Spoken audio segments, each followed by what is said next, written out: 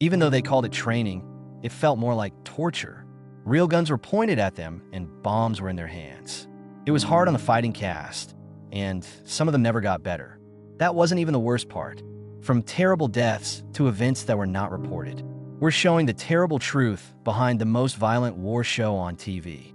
When it first aired on ABC on October 2nd, 1962, Combat was not like any other war show on TV.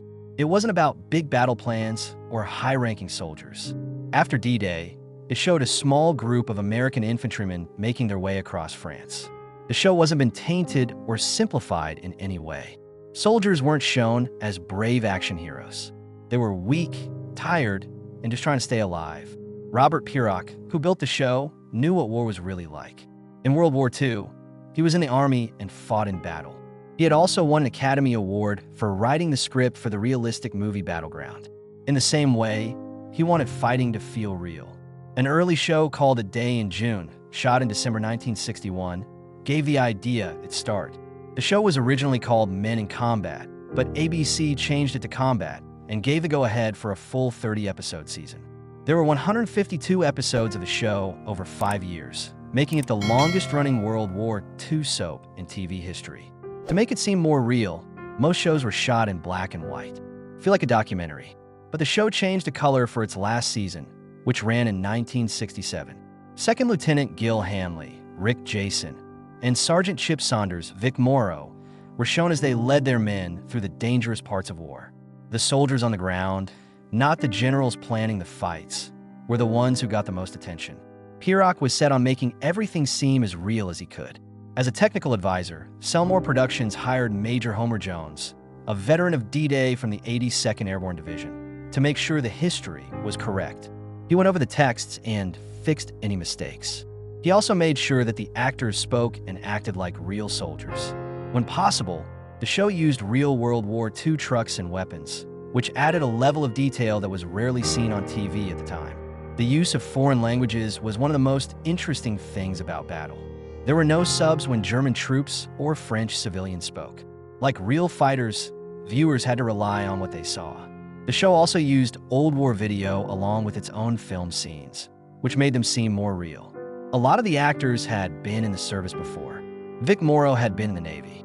During the war, PFC Paul Kilame was in the Royal Canadian Air Cadets. The cast had to go through a week of boot camp at Fort Ord in Northern California before they could start shooting. The training was very tough. The players hid behind barbed wire while real .50 caliber bullets were fired over their heads. Over muddy ponds, they swung on ropes across ponds and threw live bombs.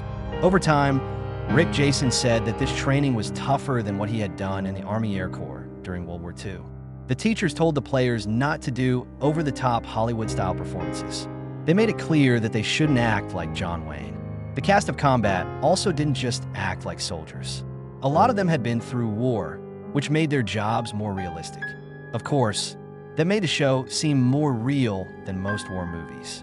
John Richard Jacobson was born Rick Jason on May 21st, 1923, in Brooklyn, New York. He served in the U.S. Army Air Corps from 1943 to 1945 during World War II. He really wanted to be a pilot, but found it hard to do the math that was needed for flight school. Instead, he was moved to work in public relations, where he helped wounded soldiers get better at a New York hospital. He taught horseback riding in the Air Corps by the end of the war. When he played Lieutenant Gil Hanley, one of the show's 2 lead parts, he seemed like a natural authority on screen. Vic Morrow was born Victor Morozov on February 14, 1929, in the Bronx, New York. He didn't just join the service like most people do. He quit high school and joined the Navy when he was 17. He served from 1947 to 1949. He joined the Navy after World War II, but it was his time there that made him the tough, focused actor he was tomorrow. In battle, he played Sergeant Chip Saunders, a team leader who had been through a lot and knew how to lead. His hard work got him nominated for an Emmy and made him one of the show's most recognizable faces. In the movie, Jack Hogan played PFC William G. Kirby. He had been in war himself. He was born Richard Roland Benson Jr. on November 24, 1929, and fought in the U.S. He worked his way up to Staff Sergeant in the Air Force during the Korean War. He had already been a pilot since he was 16 years old, long before he joined the service. He learned how to be an actor at the Pasadena Playhouse after he got out of the war. When it came to fighting, he made Kirby funny and tough at the same time, making the character fun to read and realistic. Pierre Jalbert stood out from the rest of the group. He had never been in battle like many of his co-stars. He was born in Quebec City, Canada, on January 9, 1925, and was always good at sports.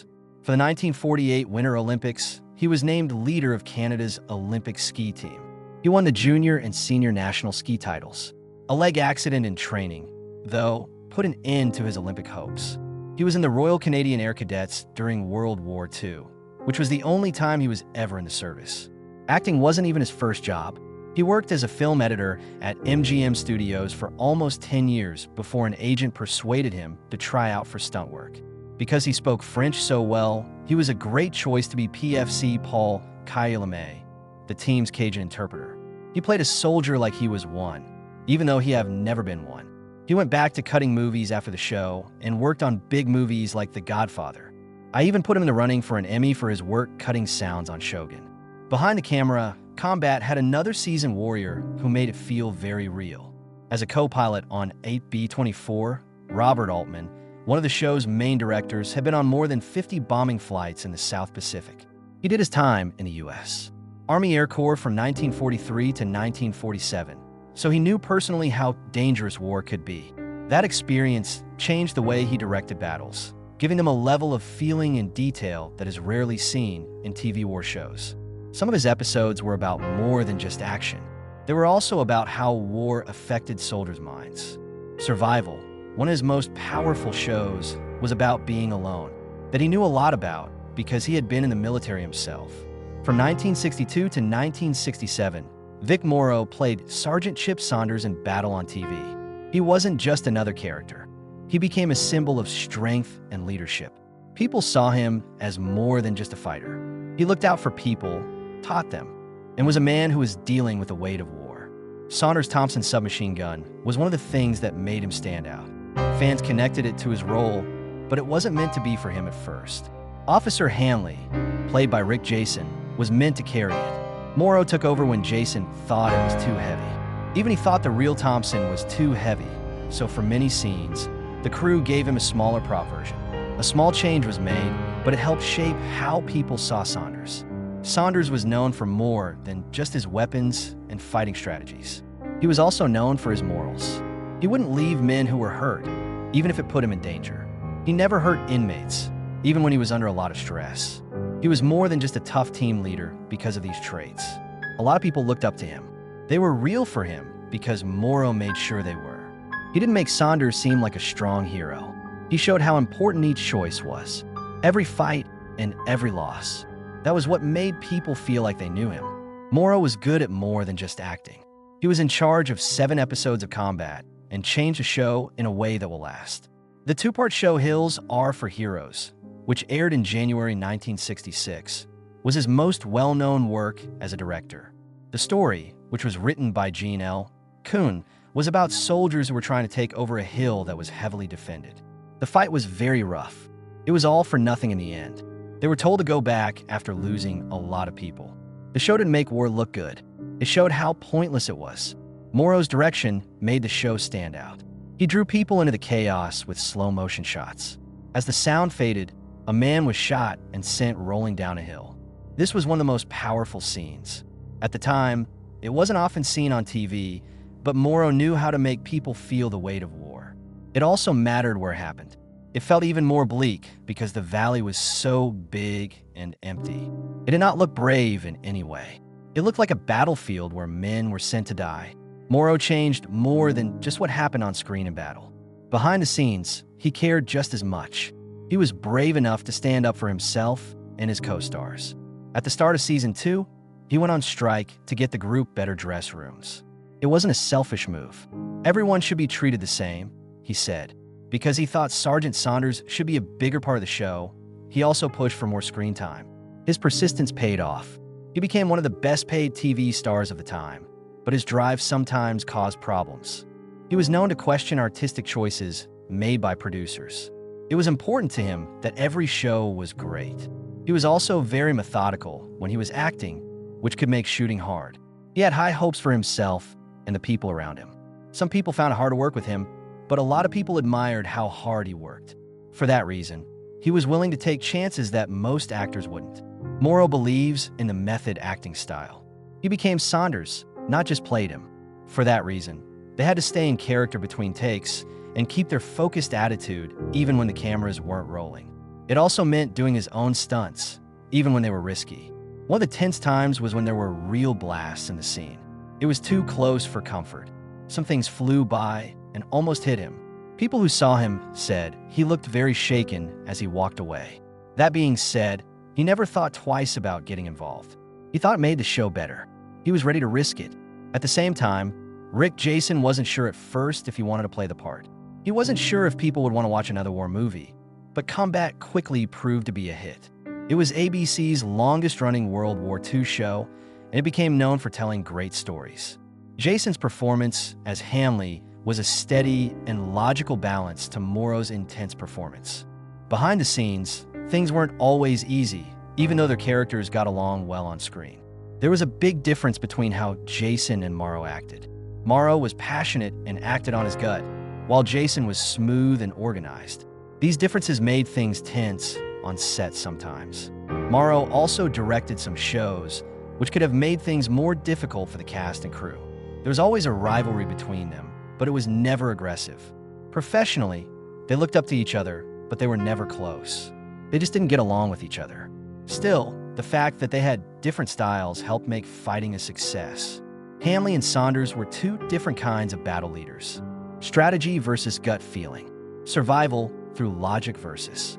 That mix made the show interesting, and people watched all 5 seasons. Fight? It wasn't just another war show. Real World War II weapons and military tactics were used to make the event feel real, which made it stand out. The actors used real guns, such as the M1 Garand, the Thompson submachine gun, and the Browning automatic weapon. But some of these guns were too heavy to carry for long days of shooting. Lieutenant Hanley was played by Rick Jason, who started with a Thompson but changed it to the M1 rifle, which is lighter. Vic Morrow, who played Sergeant Saunders, switched to a wooden copy of the Thompson for parts that weren't combat after only 2 days, so he wouldn't have to carry around extra weight. These changes helped the players, but sometimes they broke the illusion for people who were paying close attention. Accuracy was important for more than just guns. When a movie was shot in 1962, the main cast had a week of basic training at Fort Orden, California. They crawled while being shot at with real machine guns and even threw real bombs. To keep things as real as possible, some of the actors afterwards said that this training was harder than their real military service. The show's technical advisor was Homer Jones, who had been in D-Day and 4 other big campaigns. He looked over the scripts and made sure that the battle scenes were based on real-life fighting techniques. Some small mistakes got on the screen, even though he was very good at what he did. It was shown that Lieutenant Hanley's M1 carbine could sometimes be equipped with a blade, which wasn't possible with carbines from World War II. A lot of the time, troops didn't have extra magazines for their guns, which would never happen in a real war. These were small things, but they showed how hard it is to balance realism with the limits of TV production. It was hard on a body to film the show. A lot of the scenes were filmed outside, in rough places where the cast and team didn't have many facilities. Korbel Winery in California was used for shooting. It looked like the countryside in Europe, but the people who had to work there didn't have much comfort. The actors had to wear heavy outfits for long hours in harsh weather, and they sometimes had to run through mud or crawl on rocks. Handling real guns, carrying gear, and acting out action scenes was very hard on the body. It wasn't just the setting that was hard. There were real explosions and shooting in the show, among other effects. It wasn't as safe back then as it is now. And to save money, stuntmen would often play both American and German troops. Sometimes a stuntman would die in one scene, change clothes, and then die again a few hours later. The production team kept going even though it was dangerous to make the war scenes as realistic as possible. Combat had to follow network control rules, even though it was meant to be realistic. ABC won a lot of action, but they wouldn't let violent scenes. There were a lot of gunfights, but not much blood and gore was shown. The show was very different from current war dramas like Band of Brothers because deaths were hinted at instead of shown. Because of this, the writers had to depend more on character growth and psychological tension than on action alone. It was more than just a battle show because it looked at things like fear, authority, and moral problems. But some people on the production team were annoyed by these rules, especially since Hollywood war movies were getting more violent. In 1962, movies like The Longest Day broke new ground while action. They had to walk a fine line between what was realistic and what was okay for TV. The explosions felt so real that it was one of the most frightening things about the show. Strong explosives were used by the special effects team to make artillery fire look real, sometimes too real. In one scene, an explosion looked so real that some actors automatically ran for cover, thinking they were under attack. Every little thing about the show was carefully thought out. Simulated bullet hits send dirt flying, and buildings look like they're falling apart under shell fire. But this amount of realism cost something. On set, people got hurt, and sometimes small accidents happened because of misfires or blasts that were timed wrong. As of 1967, fighting wasn't as popular on TV as it used to be. When it first aired in 1962, people were captivated by its intense fight scenes and deep stories that focused on the characters. Things were different after 5 seasons, though. People were turning away from serious shows like War and toward lighter ones like Bewitched and The Andy Griffith Show.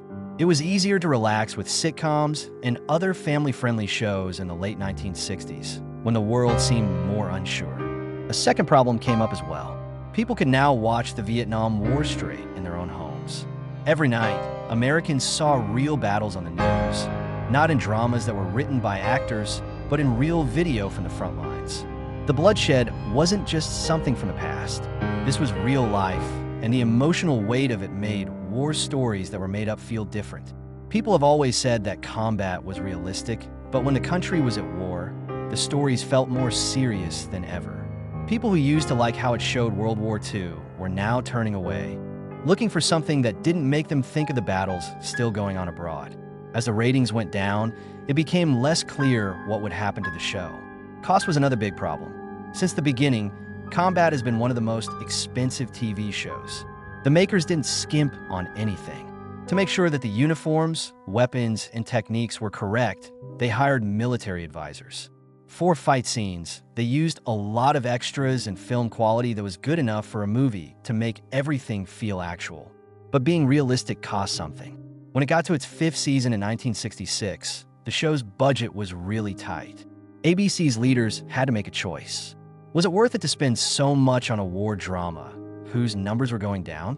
It took a lot of work to make each episode, and as fewer people watched, it got harder to explain the cost. The network was now looking at other shows that could get a lot of people for a lot less money. There was a bigger change going on in America than just money and numbers. There were always clear moral lines in World War II. It was seen as a fight between good and evil. Vietnam was not like that, though. There were riots because of the war, and the country was very split. More and more people were joining anti-war groups, and many wondered if war should even be praised. It was never about glory in battle.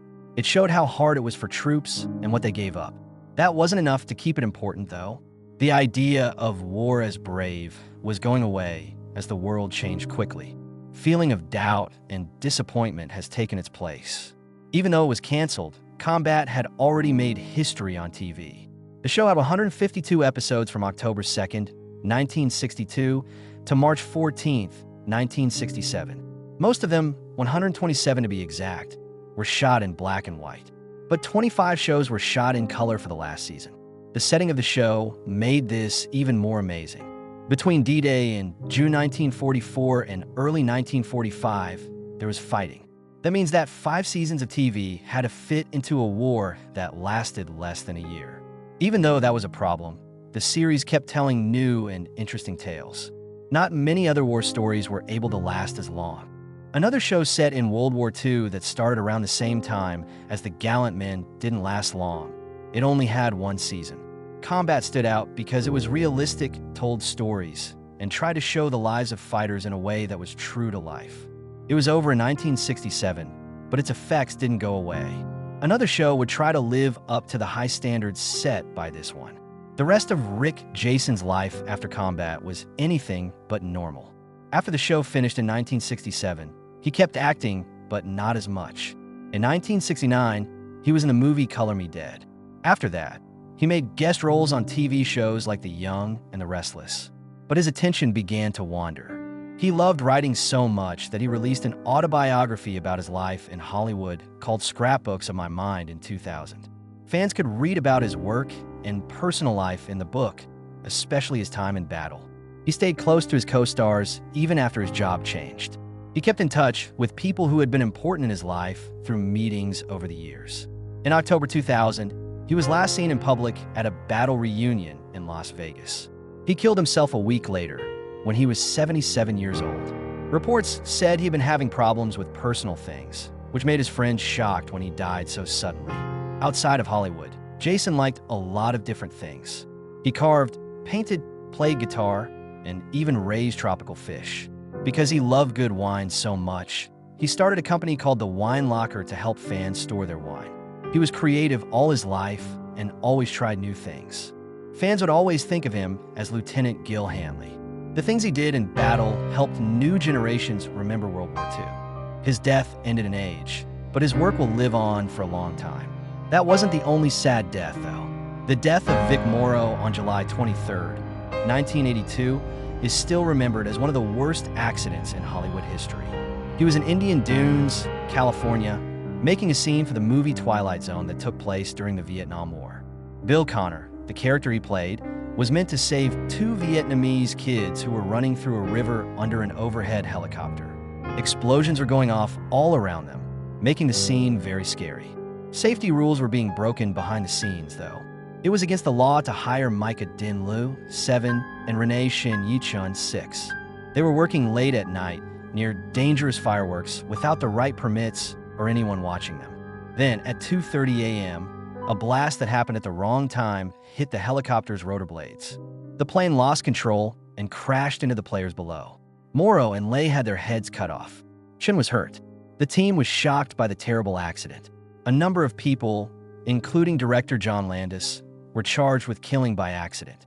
The trial showed that careless choices were made during production, but in the end, they were found not guilty. Hollywood changed a lot after the tragedy. Actors in the Screen Actors Guild could say no to unsafe jobs, and directors in the Directors Guild had tighter safety rules. There are also new rules for using airplanes in movies from the federal government. The event had long-lasting effects. Steven Spielberg, who helped make the movie, and Landis broke up. Spielberg later said, "No movie is worth dying for." Because of the accident, Hollywood is more careful now. On set, though, dangers have never gone away fully. Jack Hogan's life changed in a strange way after the fight. He studied engineering before becoming an actor. He had a different road, though, after he joined the U.S. Air Force during the Korean War.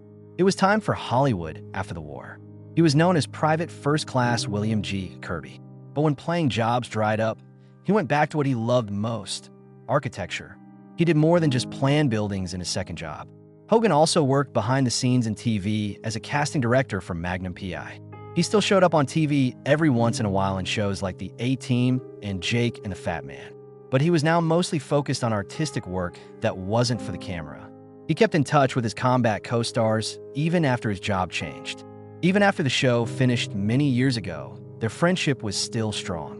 He died quietly in December 2023 when he was 94 years old. He left a legacy that went beyond Hollywood. The actors in combat weren't just troops. Even after the show finished in 1967, they stayed friends. The fact that Rick Jason, Jack Hogan, Pierre Jalbert, and Dick Peabody stayed close shows that the friendship they made on set was real.